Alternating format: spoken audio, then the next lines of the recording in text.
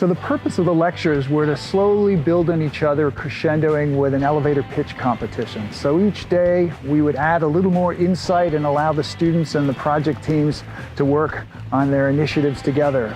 So they start with a basic foundation and get smarter and cleverer with each day. They learn how to think big, start small, move fast, and create value at the end of the day. That's the mantra, and each day we reinforced that and added something new.